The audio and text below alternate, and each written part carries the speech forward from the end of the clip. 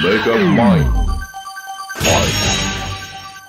Wario, he's a funny guy, isn't he? Wario is interesting because he's such a distinctively not Nintendo type of character. Whereas Nintendo's other mascots like Mario, Link, and Kirby tend to have pretty sanitized public images and brands, Wario is exactly the opposite. He's a character defined by his crass, greedy, immature nature and tons of lowbrow humor. Because of this, Nintendo is generally much more comfortable trying out weird, experimental stuff with Wario in terms of his games. Mario's adventures tend to be either these safe, simple platformers or these high-concept, sweeping journeys. Wario, though, man, anything's on the table.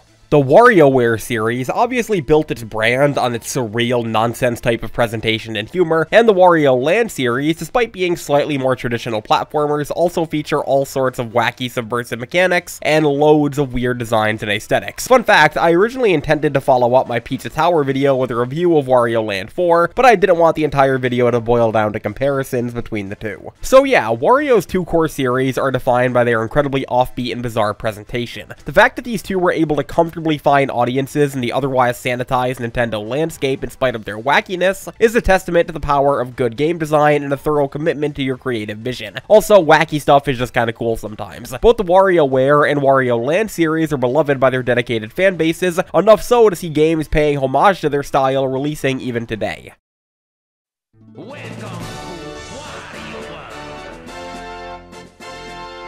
But then there's Wario World. This game is the black sheep within the already black sheep Wario series. Released for the Gamecube in 2003, Wario World is a weird game even by the standards of Wario games. It's a standalone 3D platformer adventure developed by Treasure of all people that, despite being a very visible and unique Gamecube exclusive, seems to have left very little impact on the history of Nintendo as a whole. Gamecube games are beloved by the people who grew up playing them, so the fact that not many people seem to talk about Wario World is interesting to me. I remember renting and playing this game a lot as a kid, but I don't have too many strong memories of the game as a whole. So let's take a deep dive into Wario World. Let's figure out if it's a pristine hidden gem or a garlic-scented footnote that's best left forgotten. It's time to hunt for a hidden treasure.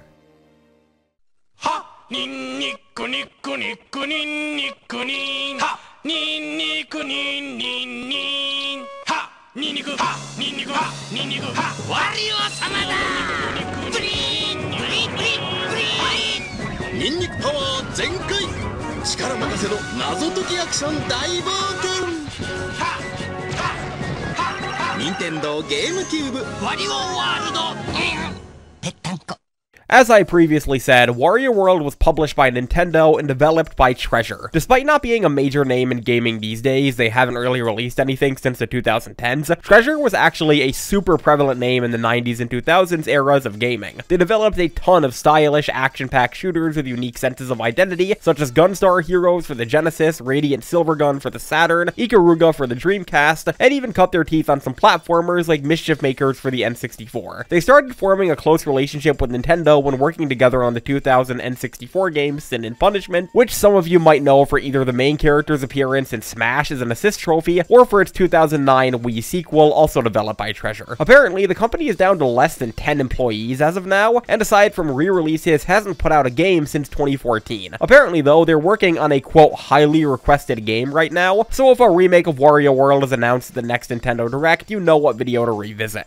Despite all of this, Treasure has always been a company that defined itself by a desire first, profit second development philosophy, focusing on developing games that they want to make and believe players would enjoy before worrying about profits. This is an exceptionally rare mindset in the world of gaming, and one that I absolutely respect, even if it's not too business practical. Given their output, it might seem weird that Treasure of all people were chosen as the developers for Wario World, given that a 3D mascot platformer was kind of out of their wheelhouse, but apparently they were chosen due to the strong working relationship that they and Nintendo had fostered working on Sin and Punishment, and a mutual desire to work together again. It'd be funny if they were also chosen because of their name, kinda like Beanox being chosen to develop the B-movie game. Despite all this, Nintendo was pretty tight-lipped about who was actually developing Wario World until very close to its release, and Treasure themselves aren't credited in the game outside of some copyright fine print in the end credits. They don't even get a logo splash in the opening crawl, which is kinda messed up. I don't know guys, they literally made the game. After several delays, Wario World eventually released in June of 2003 for the Gamecube, an overall quiet month for major game releases. There were a few ports, sequels, and re-releases, but it was pretty competition-free otherwise. Wario World debuted to decently strong sales for the Gamecube, despite not pushing over 1 million units overall. It managed to sell over 140k copies in Japan alone, and apparently over 200k copies in the US, and was eventually re-released under the Player's Choice label, basically Nintendo's bestseller value brand, or their 2000s equivalent to their Nintendo Selects line. You know, the one from the Wii U and 3DS era that they refused to bring back. As far as critical reception goes, Wario World was all over the place, with some publications going so far as to give it a literal perfect score, and others ranking it pretty modestly in the 60 to 70 range. The main thing that the game was criticized for was its repetitious nature and its length, with several publications noting that the game could be comfortably beaten within one sitting. You guys know me though, I prefer shorter games in general, and it took me about 5 hours to beat the game for this video. If I was someone who bought this game for $20 as a part of the Player's Choice line in 2004, I probably wouldn't have been unsatisfied with that. Also, I know this has nothing to do with what we're talking about, but I absolutely need to mention this insane magazine ad for the game, which is like the most hilariously dated thing ever, even in 2003. I love it. Bling Bling King indeed.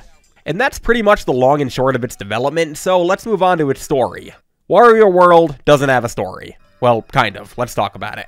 Wario World's story is pretty interesting in that there's barely any of it. Between the in-game opening text crawl, the manual, and any cutscenes, the game legitimately has less setup than the average Mario saves Peach from Bowser plot. I want to stress that this is not a big deal. This is a Mario-adjacent mascot platformer from 2003. It doesn't have to be Final Fantasy. It's just funny to me that the game has absolutely no interest in setting things up beyond the bare essentials. As far as those bare essentials go, Wario World's plot primarily centers itself on an evil black jewel known as the Black Jewel. Back in the day, this jewel brought chaos to the world, feeding off of people's greed and unleashing monsters all willy-nilly. Eventually, a group of characters known as the Spritelings managed to seal the Black Jewel away, restoring peace to the land. Many years later, though, a quote, greedy treasure hunter, later confirmed to be Wario, accidentally freed the jewel, collecting it into his hoard of treasure without a second thought. Later on, while Wario is sitting on his throne laughing to himself about his victory, very relatable, the Black Jewel escapes, destroys Wario's castle, and transports him to a mysterious new world to release a bunch of monsters all over again. From here, Wario sets out to reclaim his treasure and kind of defeat the monsters in the Black Jewel along the way, I guess. And would you believe me if I told you that this is the entire story? Beyond the intro, there's no cutscenes or additional context outside of boss intros. It's just kinda like, hey, here's our setup, go play a bunch of platformer levels. The game doesn't even do much to, like, explain what's going on around you or what you're walking around on. There's no explanation for the alternate world that the Black Jewel sent Wario to. We never learn if it's his castle transformed or an alternate universe or anything. I think we're meant to infer that it's a mix of the two, but I know it ultimately doesn't matter since it's just an excuse to run around a bunch of platformer levels anyways, I realize that. I do like how the plot is literally set into motion by Wario being a jackass, though. Moving on to presentation, Wario World is weird. Let's start with the basics though before we get into that. As far as visuals go, Wario World is a pretty bog-standard GameCube game with the classic GameCube sanitized 3D look straight out of Mario Party for Wario himself. He's actually super expressive though in this game, with his face warping in all sorts of weird ways in the few cutscenes the game has, and a small but consistently entertaining lineup of stellar Charles Martinet Wario voice lines sprinkled throughout. This is a game where Wario can pile drive enemies or toss them away and yell stuff like this as he does it.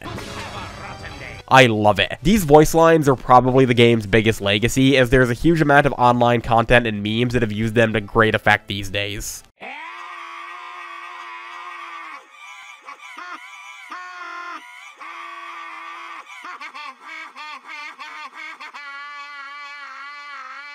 The levels tend to be an even mix of tropey grassland, snow, and desert levels, and much more abstract high-concept settings like carnivals, haunted castles, and mirror halls. I find the overall environmental design to be pretty plain. There's not much in the ways of elaborate set pieces or things to make this feel like an occupied world, just kind of a bunch of props to walk around and platform on. This might sound like a nonsense complaint for a GameCube game, but considering that stuff like Mario Sunshine and Luigi's Mansion really excelled in terms of their environmental detail, Wario kind of lags behind in that aspect. Some of the levels are really pretty though. I especially love the ice level and the beanstalk level. I know this is kind of a given for a Nintendo game from this era, but the music is also really good across the board. It's got a really nice mix of funky jazz tracks, more atmospheric stuff, and straight up head bop worthy jams. This game's soundtrack is honestly kind of underrated. It's nothing I'd say rivals some of gaming or even Nintendo's best, but it's mostly good stuff. I especially love the pause menu music, which is this dopey tune accompanied by Wario actively taunting the player.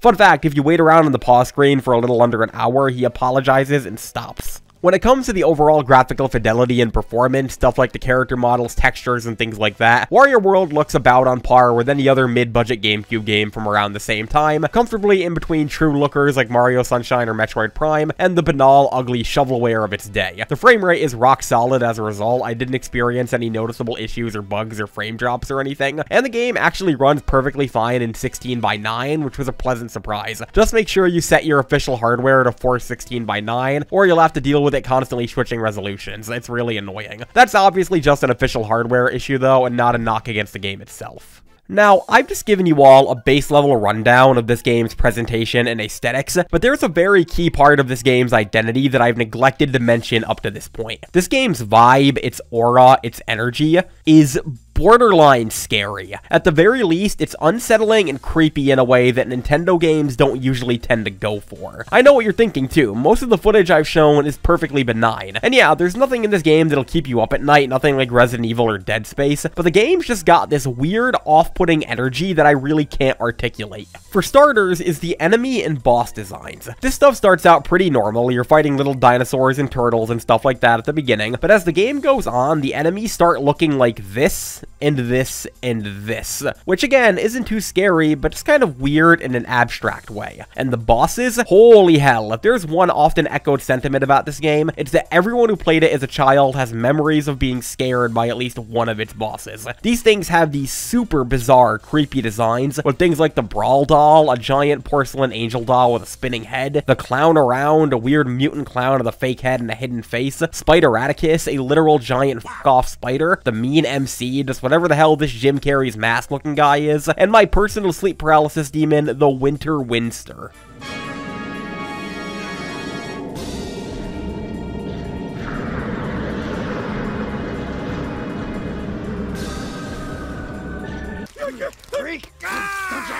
I want to reiterate, none of these things are scary enough to like keep you up at night or make you turn the game off, but they're really off-putting and uncomfortable in a hard to describe way. Compounding this is the noises that these motherfuckers make, which are like some of the most gnarly pieces of sound design I've ever heard in a game. There are horror games that wish they sounded like this.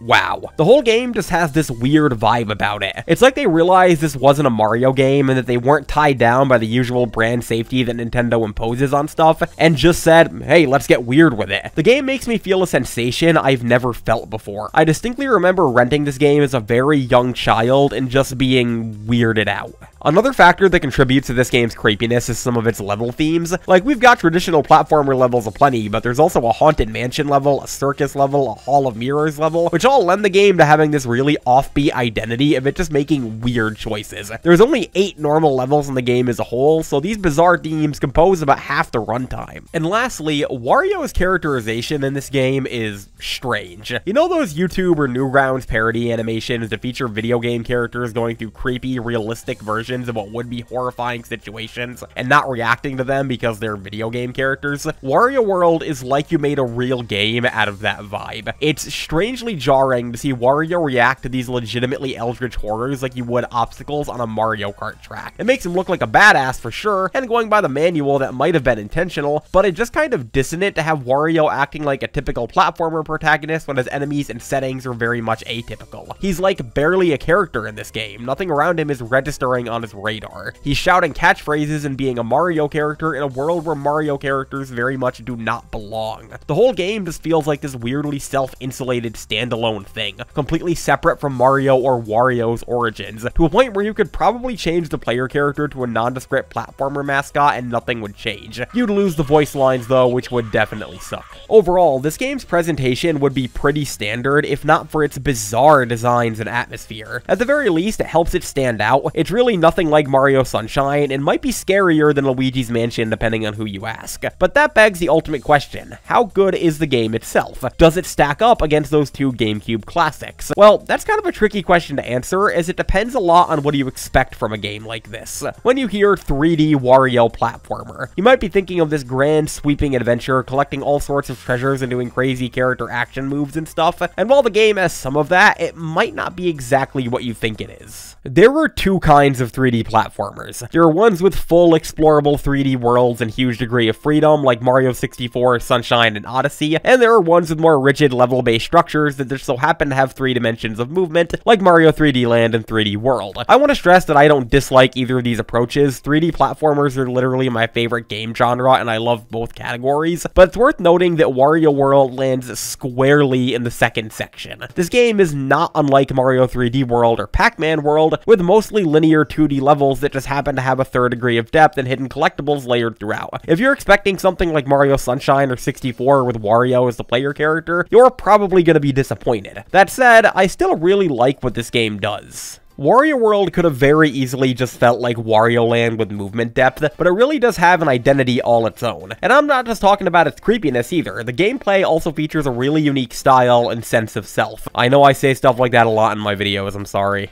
At a very base, Wario World is a linear 3D platformer with a focus on treasure and secret collection, combat, and exploration. It primarily concerns itself with somewhat slow-paced enemy encounters and individual challenges to find treasures, rather than complex or intricate platforming challenges or movement. Wario has like 2 movement options in this game. The game definitely isn't going to be the darling of the so-called movement buffs, but with that said, the movement mechanics of a game are not everything, despite what YouTube video essays may lead you to believe, and Wario World sets itself apart in other ways. The basic gameplay loop consists of being dropped into a level, exploring it for treasures and collectibles, and eventually fighting a boss at the end. Once the boss is defeated, the next level is unlocked, and that cycle repeats, leading into a third and final main area boss. Defeat this 2 levels of the boss each, and then a main boss at the end cycle 4 times, and you'll eventually fight the game's final boss and beat the game. While it might sound pretty simple, and you could definitely argue that it is, Wario World has a good degree of variation present in its individual levels that I really appreciate. Wario's abilities consist of a simple 1-2 punch combo that can lead into a finishing blow when you use it on enemies, a shoulder bash that can lead into a leaping somersault, a ground pound, and the mysterious hyper suction. Taking a page from certain other Nintendo mascots, Wario can unhinge his jaw and inhale any nearby coins, allowing him to collect them in a speedy and easy manner. Surprisingly, this has absolutely no effect on enemies or environmental objects, which is crazy considering that most people consider this to be the basis for his neutral B in Smash. Aside from his base moveset, Wario also boasts a small collection of what the game describes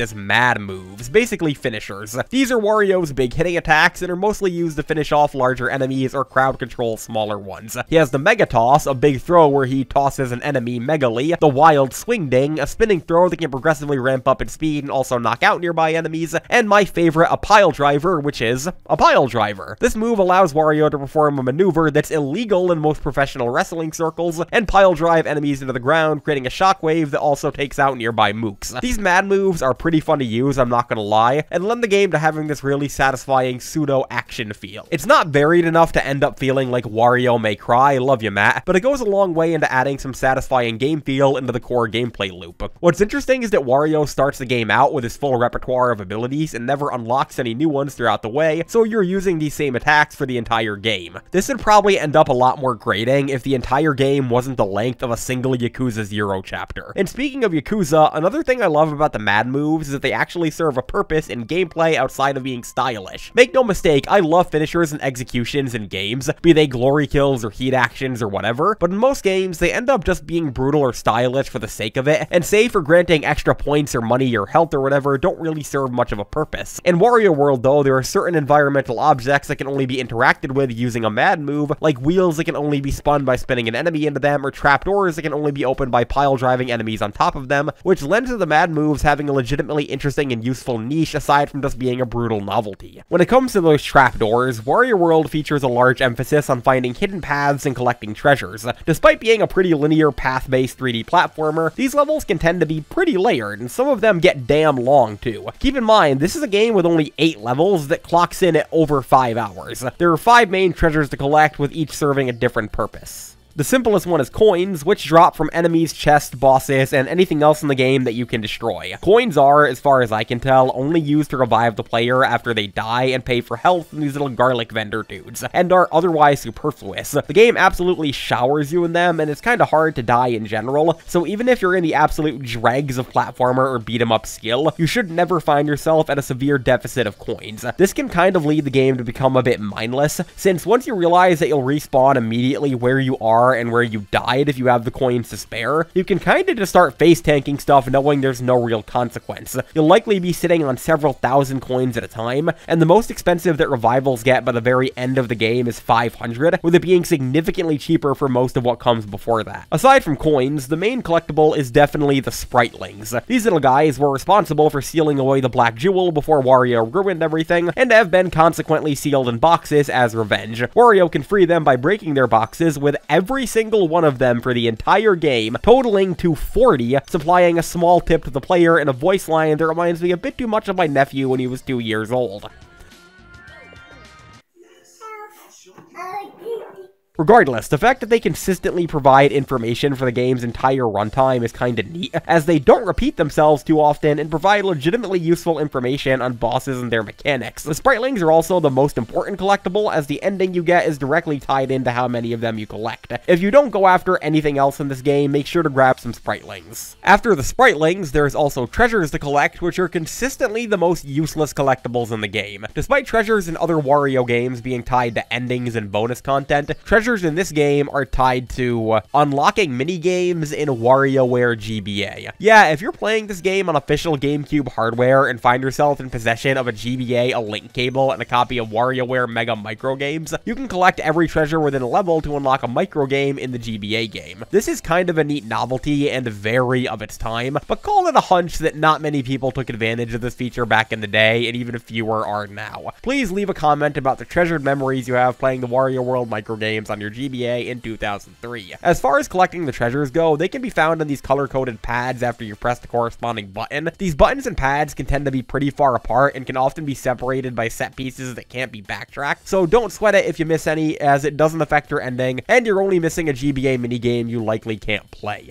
Another main collectible is the Wario statue pieces, which can be found throughout levels to permanently increase your max health. There are 8 statue pieces per level, and if you collect them all, you'll earn half a heart towards your total health pool. Again, it's pretty hard to die in this game, and even if you do, there's no real consequence, but you can't complain about extra health. And the last major collectibles to find are the red jewels, which can be found in these hidden mini challenges. Going through these glowing trapdoors will send Wario into one of these bonus room areas, featuring full camera movement and a platforming challenge or puzzle for the player to solve. These challenges vary in difficulty from surprisingly tricky and precise platforming gauntlets to literally flipping a switch and climbing some stairs. Some of them will feature physics and momentum puzzles, memory games, complex mazes, the whole 9 yards. These are really fun though, and add a good degree of variation to the moment-to-moment gameplay, especially since aside from this, the game is pretty static for its entire run. None are particularly difficult or really stump-worthy, so they're fun distractions. There's also often Spritelings and statue pieces hidden inside them along with the red jewels, so they're absolutely worth seeking out. As far as their function, the red jewels are used to appease these stone doohickeys at the end of levels, their words, not mine, which guard the boss fights. Each stone doohickey requires anywhere from 3 to 6 red jewels to access, and once you've delivered them all, you can fight the boss. This actually makes it pretty useless to collect every red jewel in a level once you've found every Spriteling and have enough to fight the boss, since they don't contribute to anything other than unlocking the boss gate for that specific level. They don't carry over between levels. Now, you might have noticed a running theme between some of these collectibles. Between the coins facilitating the player's ability to face tank obstacles and die with no consequences, the treasures being mostly useless, and the red jewels being pointless to collect beyond what's required, there's this nagging feeling in Wario World that some of the mechanics are not entirely thought through. Like, they implemented these collectibles and designed functions for each of them, but didn't really consider the full picture or what they would allow the player to do in regards to collecting them. Bit of a spoiler here, but due to the coins only being used for reviving and buying health, and there being no way to buy health during the final boss, there's no incentive not to just dash through his attacks and face tank everything he does to speedrun. There's no consequences. It feels like they designed these mechanics, but didn't consider their full context in the game itself, if that makes sense. While we're talking about negatives, I want to talk about how limited in scope Wario World feels for most of its run. For pretty much the entire game, you're doing the same things, and the game never feels the need to iterate on itself in any way. There's no extra mechanics or mini games or anything like that. It's all variations on the same stuff. The game never aspires to be anything more than it is, which is something that I usually praise games for, you know, having a keen sense of identity, but in Wario World's case, it results in the game feeling alarmingly linear and very, very limited. Also, the game is really, really easy. You get way too much health, enemies cannot dish out enough damage, and there's no real consequence for dying, as we've said multiple times in this video. Also, this has nothing to do with anything, but I cannot stand how the enemies respawn if you off-screen them by more than a few inches. I realize this is important for some parts of the game, as there are sections you need enemies for to be able to interact with the environment through mad moves, but it just ends up making it feel like anytime you fight an enemy, it's ultimately pointless, as they'll immediately come back. Also, these guys dogpile on you sometimes, which is worth considering. That's pretty much all I got for negatives, so let's keep talking about the game itself. As far as the base platforming goes, Wario World puts more focus on the moment-to-moment exploration and combat rather than tricky platforming jumps. It's very possible to secrets break in certain areas due to the slight degree of jank in the game's movement. The controls are super tight and precise, it feels great to move Wario around, and the level design usually feels as though it's accommodating to Wario's speed and limited movement mechanics. The only time it gets a little jank is when it comes to tight platforming and sequences where you can slip off of stuff, as this game sometimes has some big sunshine energy. It does not handle the edges of platforms or slopes well. Luckily, stuff like this is much less common in Wario World than it is in Sunshine, so it's not a big deal. When it comes to the levels themselves, you'll spend most of your time wandering around, attacking enemies, and hunting for collectibles. The enemies tend to be repeated from level to level, with different models and designs being pasted over the same skeletons and movesets for a lot of the things you'll be fighting. Each level does have unique enemies as well, but the basic goons you'll be fighting for the most part tend to be variations on the same 5 or so enemies. The game also features these arena sections where you'll fight waves of enemies within a time limit for an eventual coin reward, and these weird statue sections where these abstract crystal dudes summon waves of mods you'll have to pile drive into them to kill. When either of these show up, you actually can't move on until they're finished, which is something to keep in mind as you're moving throughout a level. One additional thing to note about this game is how it handles bottomless pits. When you fall down a pit in Wario World, you don't die or restart the level or anything. Instead, you're sent into Unithorn's Lair. These are small dungeon-like areas that feature coin-sapping water and these ghostly dino heads that also attempt to steal your coins. To get out, you have to go around and break boxes to find a spring and then jump on it to leap to safety. The location of the spring is completely randomized every time you fall into Unithorn's Lair, so there's always a chance that the spring could either be the very first or very last box you break. As you progress through the game, these Unithorn's Lair sections get increasingly difficult with thinner and more winding paths and more boxes. Every other box will also contain a bomb, with some of them scaring or stunning the Unithorns. I'm kind of mixed on this mechanic as a whole. I appreciate how different it is from typical platformer fare, but it also becomes extremely draining as the game goes on, and the novelty really wears off by the late game. You're just kind of rolling your eyes and going through the motions anytime you fall in. By a certain point, I was wishing Wario would have just died after falling down the pit rather than being transported here. And that's pretty much the basic gameplay of Wario World. You play levels, collect coins, and fight bosses. It's all around a remarkably simple game with very little iteration on its own mechanics. You pretty much start out in the same place you finish in, with the main differences coming in the form of the levels you'll play and what's found inside of them. So yeah, why don't we go through those levels individually? There's only 8 and only 12 if we consider bosses, so a paragraph each should do to top this video off. Let's roll. The first level, Greenhorn Forest, is a fine enough introductory grassland level that does a good job introducing the game's layout and mechanics in a mostly unobtrusive way. The layout is deceptively simple, so it might make you think collecting everything will be easier in this game than it actually is. The boss against Green Fist is also a fine enough introductory boss, with the best path to victory being to punch the shit out of him and then pile drive him into the dirt. His voice lines are kinda creepy though, I'll give him that.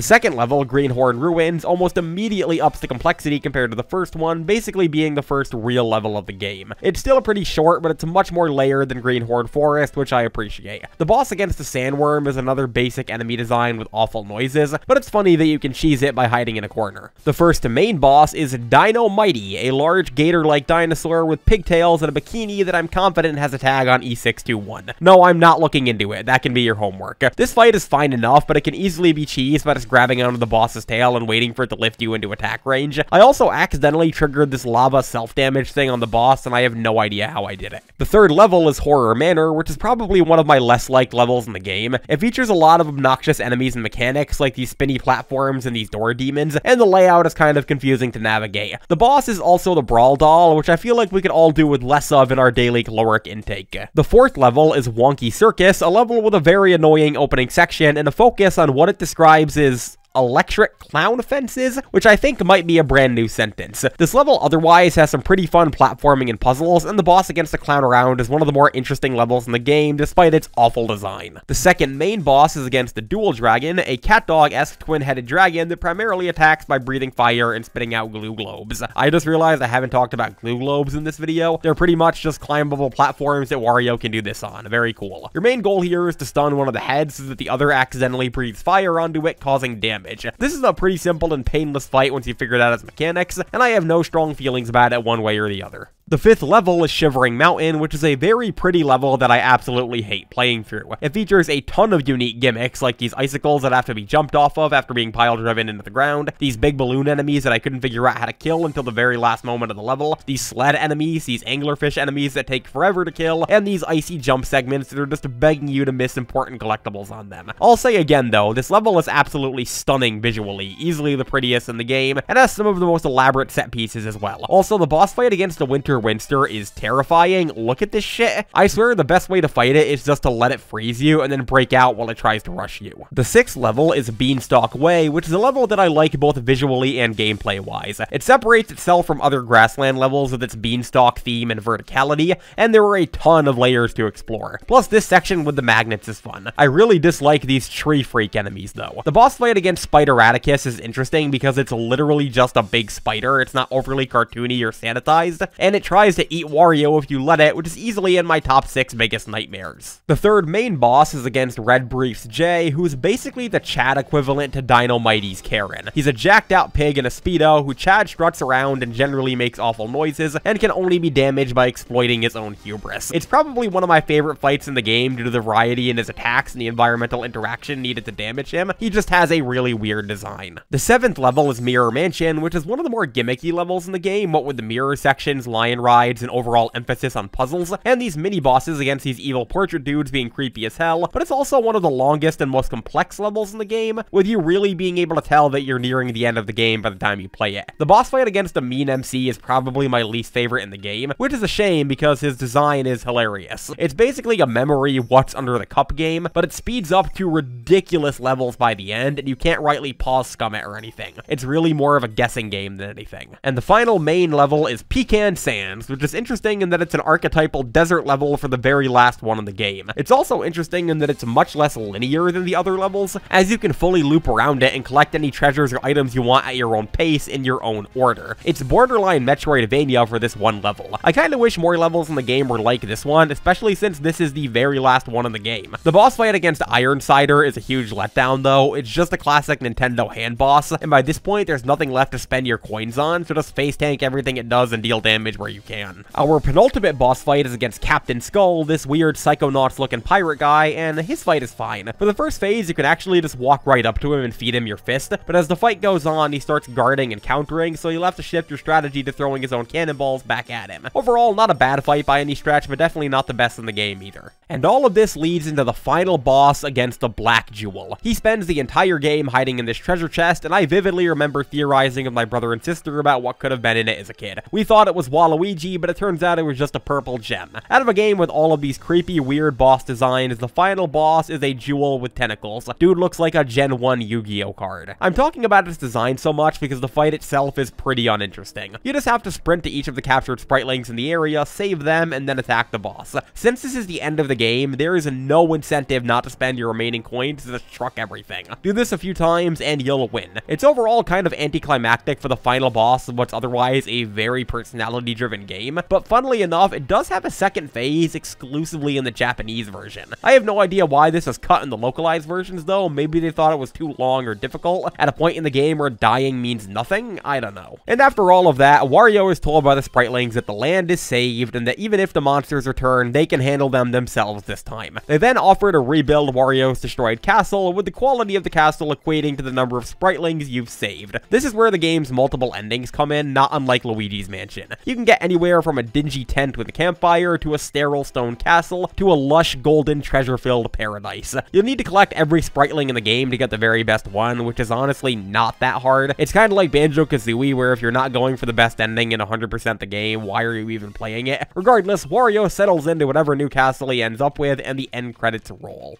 And that's pretty much Wario World, a game with a very unique aesthetic and identity, some interesting boss fights, and some unique level themes, bogged down by some repetitive gameplay, a bit of jank, and some design elements that aren't entirely thought through. Despite this, I'd still say I largely enjoyed my time with Wario World. There are no moments in it that come off as overly frustrating, no serious technical or design issues, and no structural imperfections that make the game a chore to play through. Any of my issues are more with the game just not iterating on itself as much as it could have, leading to the whole experience being kind of limp and the game leaving you wanting more. And honestly, a game leaving me wanting more is kind of a good place for it to be in. Wario World is a game unlike any other, even in the Wario series, and even against its peers like Wario Land and Where, Wario World stands out as an incredibly unique and one-of-a-kind game. I'd really strongly recommend you play it yourself if you're interested in anything I said about it in this video, as I'm sure you'll be able to appreciate its vibe and energy more through first-hand experience and having some jabroni on YouTube explain it to you. My biggest problem with Wario World is that the entire game ends up feeling like World 1 and 2 of a larger game just chopped off and sold individually. But unlike Mort the Chicken, which had that problem and was very unfun, Wario World is fun enough to make me want more from it.